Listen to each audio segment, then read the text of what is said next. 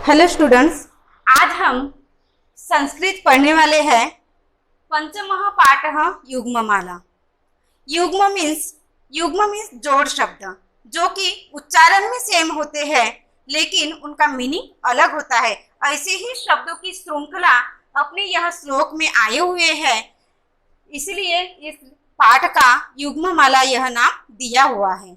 मतलब उच्चारण वाले शब्द जो सेम शब्द है उनका मीनिंग यहाँ पर दिया हुआ है।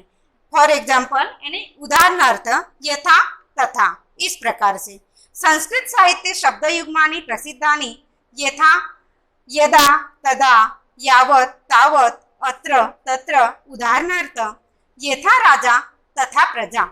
शब्द युग्मानाम् उपयोगेन श्लोकस्य वाक्यस्य वा सौंदर्य वर्तते। संस्कृत साहित्य में ऐसे शब्दों के वजह से ही उनकी शोभा बढ़ाई गई है। तो चलो स्टूडेंट्स, आज हम इसकी ट्यून देखते हैं। यथा चतुर्भिः कनकं परीक्षते निघर्षण छेदन तापताडने, तथा चतुर्भिः पुरुषः परीक्षते श्रुतेन शीलेन गुणेन कर्मणा। इसका अन्वय है यथा कनकम निघर्षण छेदन ताप ताडने इति चतुर्भिः परीक्षते तथा पुरुषः श्रुतेन शीलेन गुणेन कर्मणा इति चतुर्भिः परीक्षते।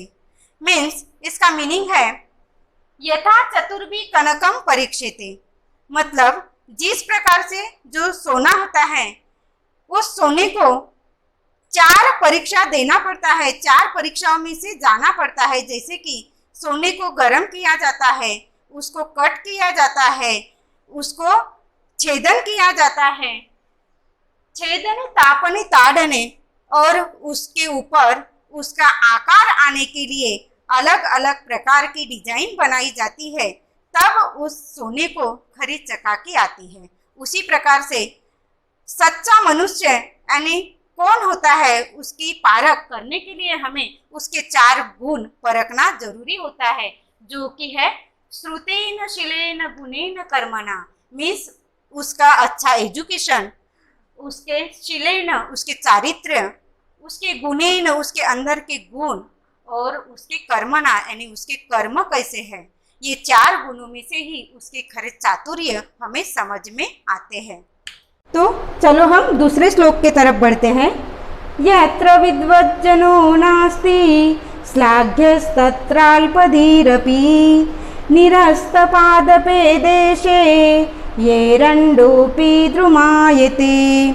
अन्वय यत्र विद्वज्जनः न अस्ति तत्र अल्पादि अपि श्लाघ्यः भवति यथा निरस्तपादपे देशे येरण्डः अपि द्रुमायते। इसका अर्थ है जहाँ पर विद्वान लोग नहीं होते वहाँ पर कम बुद्धि वाले लोगों को भी बुद्धिमान माना जाता है, सर्वसामान्य लोगों को भी बुद्धिमान माना जाता है। जिस प्रकार से यहाँ पर एक एग्जाम्पल दिया गया है, निरस्त पादपे देशे येरण्डोऽपि द्रुमायते, मतलब जहाँ पर जिन लोगों ने सागवान देवदार जैसे वृक्ष देखे ही नहीं, वो लोग एरंडी के पेड़ को भी वृक्ष मानेंगे, और जिन लोगों ने सागवान देवदार जैसे वृक्ष देखे हैं वह लोग एरंडी के पेड़ को वृक्ष कदापि नहीं मानेंगे। इसी प्रकार से यहाँ पर बताया गया है, एक मराठी में कहावत है कि वासरात लंगडी गाय शहाणी, म्हणजेच लहान वासरांमध्ये लंगडी गाय सुद्धा शहाणी असते। उसी प्रकार से यहाँ पर मीनिंग बताया गया है। चलो तीसरे श्लोक की तरफ बढ़ते हैं। तावत् भयाद् विभेतव्यं यावद् भयमनागतम् आगन्तं तु भयं वीक्ष्य नरः कुर्याद् यथोचितम्। अन्वय यावत् भयम अनागतम तावत् ही भयात् भेतव्यम तथापि आगतम तु भयम वीक्ष्य नरः यथोचितम कुर्यातम। इसका अर्थ है जब तक हमें किसी आपत्ति का यानी किसी मुसीबत का सामना करना पड़ता है तब तक के हमें डरना नहीं है।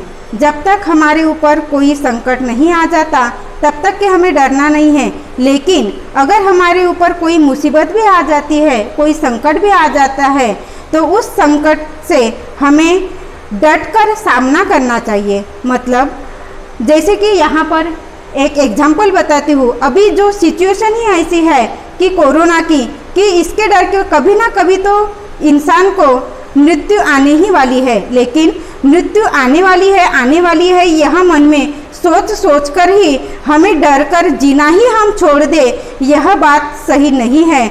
हमें उसका डटकर सामना करना चाहिए, उसका प्रतिकार करना चाहिए। यही इस श्लोक में बताया गया है। तो अब हम चौथे श्लोक की तरफ बढ़ते हैं। उत्तमो नाति वक्ता स्यात् अधमो बहुभाषते सुवर्णेन ध्वनिस्तादृक् यादृक्कांसे प्रजायते। अन्वय उत्तमः अतिवक्ता न स्यात् अधमः बहुभाषते यादृक् कांसे ध्वनि प्रजायते तादृकं सुवर्णे ध्वनि न प्रजायते। इसका अर्थ है उत्तमो नातिवक्ता स्यादमो बहुभाषते। जिस प्रकार से उत्तम व्यक्ति जो होता है, जो होशियार व्यक्ति होते हैं, वो ज़्यादा बड़बड़ नहीं करते, वो कम बात करते हैं।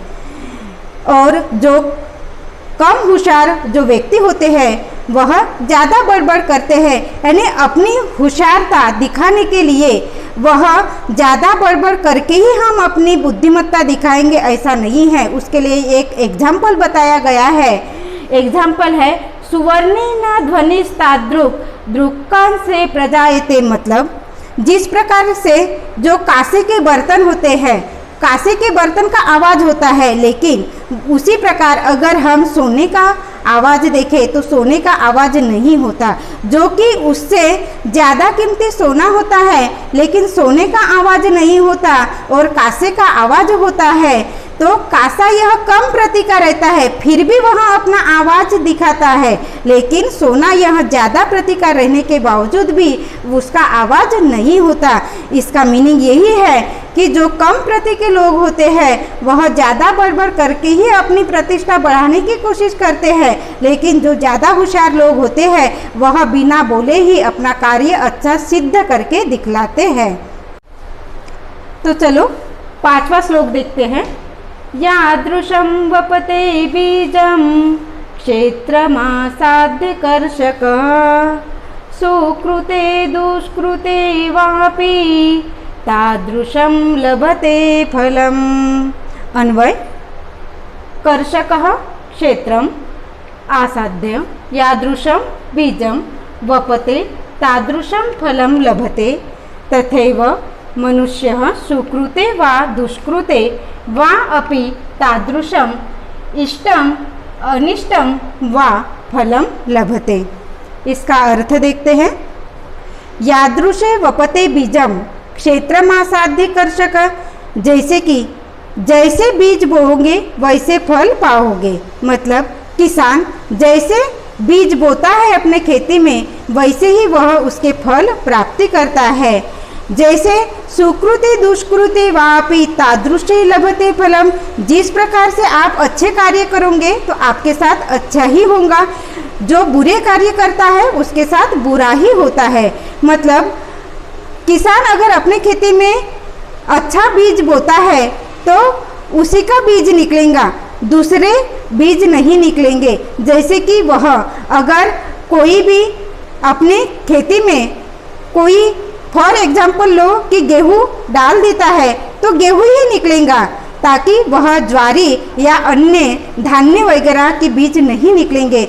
उसी प्रकार से समझ लो हमें अपने जीवन में अच्छे ही कार्य करना है। हम अच्छे कार्य करेंगे तो हमें उसकी फल प्राप्ति यश प्राप्ति हमेशा अच्छे ही हो जाएंगे। उसके लिए एक एग्जाम्पल बताती हूँ। जो स्टूडेंट्स अच्छे कार्य करते हैं, रात दिन मेहनत लेते हैं, पढ़ाई करते हैं, उनको उनके रिजल्ट में अच्छे ही गुणांक प्राप्त होते हैं, अच्छे परसेंटेज लेते हैं, वो उनके मेहनत का फल होता है। यानी अगर हम मेहनत अच्छी करेंगे तो उसके लिए हमें फल प्राप्ति अवश्य ही होनी है। अगर हम मेहनत ही नहीं करते हैं और हम बोलेंगे कि हमें सब कुछ रेडीमेड मिलेगा, तो वैसा नहीं होता। इसलिए इस श्लोक में बताया गया है, यादृशम वपते बीजम क्षेत्रमासाध्य कर्षकम। जिस प्रकार से किसान बीज बोता है अपने खेती में, उसी प्रकार से उसके फल उसको मिलते हैं। जिस प्रकार हम कार्य करेंगे अपने, उसी प्रकार से हमें उसके फल प्राप्ति मिलेंगी। तो स्टूडेंट्स, आपको इस पाठ के 5 श्लोक समझ में आ गए होंगे। इसी तरह से इसी ट्यून के अनुसार आपको डेली लर्न करना है। धन्यवाद।